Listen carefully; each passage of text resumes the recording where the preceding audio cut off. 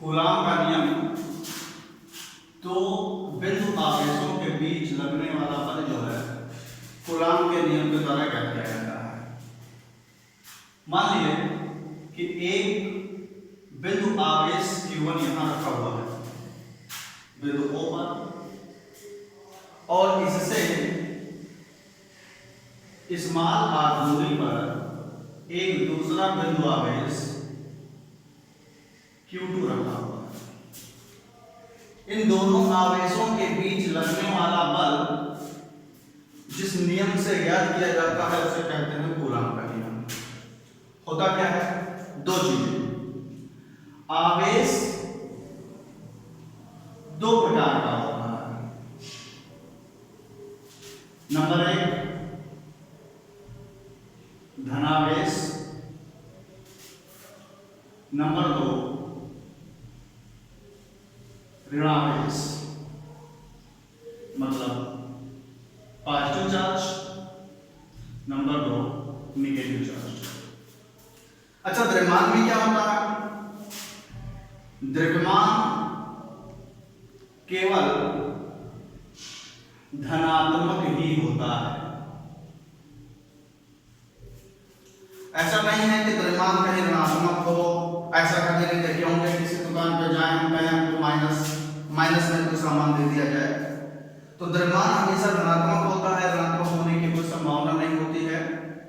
लेकिन आवेश धनात्मक और ऋणात्मक दो प्रकार का होता है, और इसी प्रकार की वजह से दोनों आवेशों के बीच में दो तरीके का बल लगता है। एक बल हो सकता है कि आकर्षण का लग रहा हो, एक दूसरे को अपने ओर खींच रहे हों, या हो सकता है इन दोनों के बीच जो बल लग रहा हो वो प्रतिकर्षण का लग रहा है। आकर्षण का मतलब एक दूसरे के समीप जाना, प्रतिकर्षण का मतलब ये एक दूसरे से दूर दूर जाए। अगर आवेश एक दूसरे की ओर आकर्षित हो रहे हैं या प्रतिकर्षित हो रहे हैं तो वे निर्भर करते हैं इनकी प्रकृति के ऊपर कि आवेशों की प्रकृति क्या है।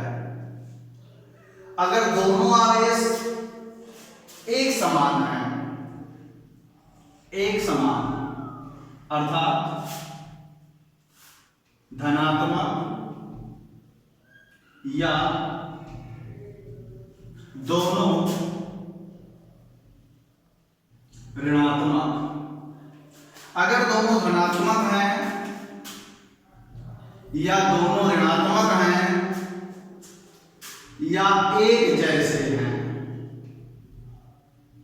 एक जैसे का मतलब ये भी धनात्मक, ये भी धनात्मक, ये भी ऋणात्मक, ये भी ऋणात्मक, तो इन दोनों तरीकों में जो बल लगेगा वो प्रतिकर्षण लगेगा, तो आवेशों के बीच में प्रतिकर्षण लगेगा। और कहीं एक धनात्मक हो गया और दूसरा ऋणात्मक हो गया, तो इन दोनों के बीच जो लगेगा बल वो आकर्षण का लगेगा, मतलब ये इसको खींचने का काम करेगा, ये इसको खींचने का काम करेगा। लेकिन अगर दोनों प्लस हैं तो ये इससे दूर जाने का काम करेगा, ये इससे दूर जाने का काम करेगा, मतलब एक दूसरे की ओर नहीं आएंगे। अगर दोनों धनात्मक हैं या दोनों ऋणात्मक हैं, तो एक धनात्मक है एक ऋणात्मक है, तो ये दोनों एक दूसरे के पास में आएंगे, एक दूसरे को अट्रैक्ट करेंगे, और अगर एक माइनस है दूसरा भी माइनस है तो दोनों एक दूसरे से दूर जाने का काम करेंगे। और जो बल की गणना हम जिस नियम से करते हैं उसको कहते हैं कूलाम का नियम। कूलाम के नियम में होता क्या है? दो चीजें, जो इनके बीच में आकर्षण या प्रतिकर्षण का बल लगता है वो प्रोपोर्शनल होता है दोनों आवेशों के गुणनफल के। इसका मतलब यहां का चार्ज यहां का चार्ज दोनों का मल्टीपल डायरेक्टली प्रोपोर्शनल होगा, सीधे सीधे अनुपात में होगा। और यही बल जो लगता है दोनों की दूरी के वर्ग के व्युत्क्रमानुपाती होता है। व्युत्क्रमानुपाती का मतलब दूरी बढ़ेगा बल घटेगा। अब हम करते क्या हैं, इन दोनों को एक में मिक्स कर दिया जाएगा। अगर दोनों समीकरणों को मिलाते हैं तो आएगा F प्रोपोर्शनल Q1 Q2 अपान R स्क्वायर।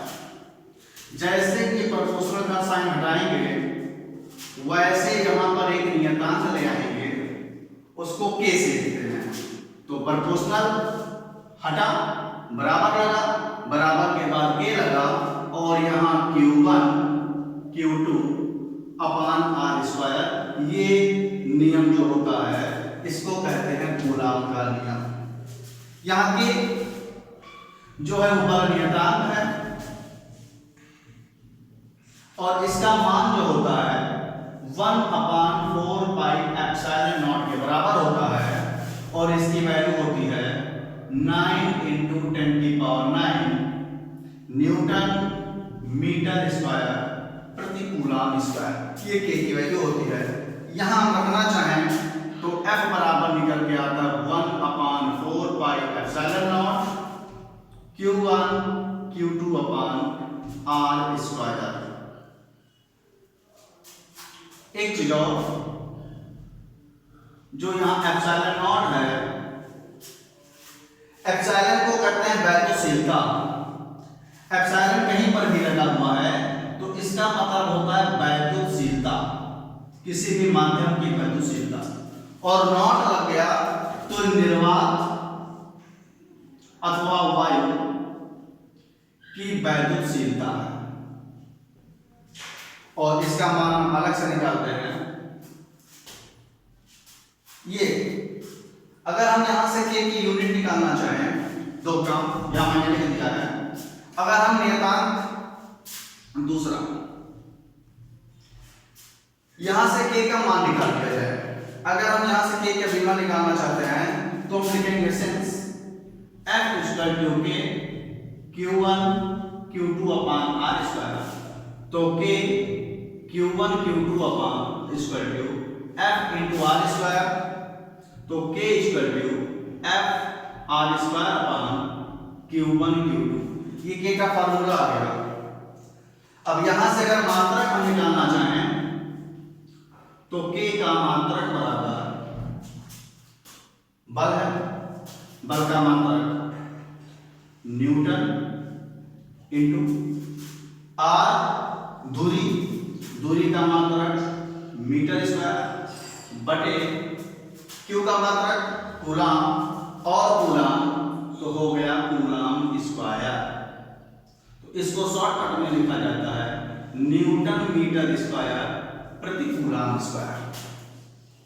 अगर K की विमा निकालें तो K की विमा कैसे निकलेगी?